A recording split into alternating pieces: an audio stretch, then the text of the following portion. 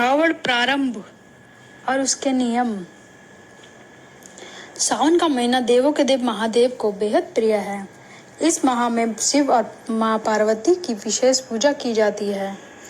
इसके साथ ही विधि पूर्वक सोमवार का व्रत किया जाता है। धार्मिक मान्यता है कि ऐसा करने से मन चाहे वर की प्राप्ति होती है। विवाहित महिलाएं अखंड सौभाग्य पाने के लिए सावन के हर मंगलवार को मंगलागौरी व्रत रखती हैं। वहीं कुंवारी कन्याएं मन चाहा वर पाने के लिए मंगलवार का व्रत करती हैं। हिंदू धर्म में सावन का महीना भगवान शिव की कृपा पाने के लिए उत्तम माना जाता है। यह महीना खास भोलेनाथ की पूजा करने के लिए समर्पित होता है। कांवड़ यात्रा। पौराणिक कथा के मुताबिक त्रेता युग में श्रावण कुमार के अंधे माता पिता ने हरिद्वार में गंगा स्नान की इच्छा जाहिर की थी।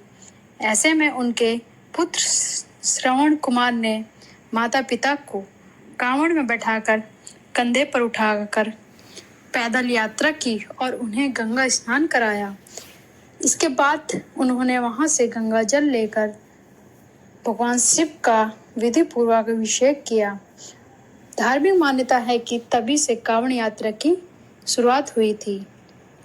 पापों को नष्ट करने वाली यात्रा कांवड़ यात्रा भगवान भोलेनाथ को प्रसन्न करने और उनकी कृपा पाने एक सबसे शुभ उत्तम मानी जाती है।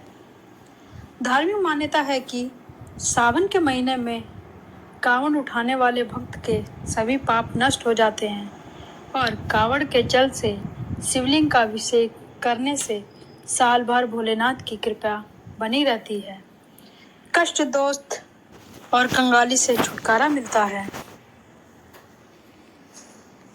पौराणिक मान्यता है कि समुद्र मंथन के दौरान निकले भगवान शिव विष पीकर पूरी दुनिया की रक्षा की थी। विष पान करने से शिवजी कंठ नीला पड़ गया था, जिस वजह से उन्हें नीलकंठ कहा जाता है। ऐसा कहते हैं कि इस विष के प्रकोप को कम करने के लिए, उसको ठंडा करने के लिए ही शिवलिंग पर जल चढ़ाया जाता है। इस जलाभिषेक से प्रसन्न होकर शिव भक्तों की मनोकामनाएं पूरी करते हैं। कांवड़ यात्रा के नियम।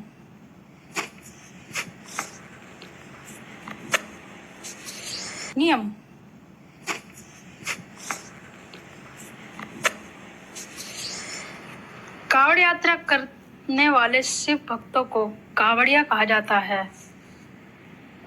कांवड़ यात्रा पर जाने से भक्तों को इस यात्रा के सख्त नियमों का पालन करना पड़ता है। इस दौरान भक्तों को पैदल ही पूरी यात्रा करनी पड़ती है।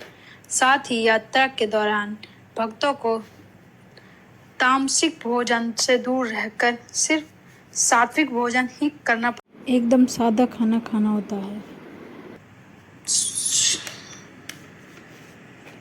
इसके अलावा आराम करते समय कावड़ को जमीन पर रखना वर्जित होता है, बल्कि कावड़ को किसी पेड़ पर लटकाया जाता है।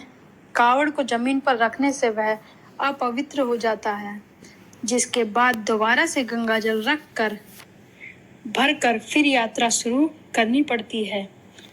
कावड़ यात्रा के दौरान भक्त नंगे पांव चलते हैं और स्नान करने के बाद ही कावड़ को छुआ जाता है।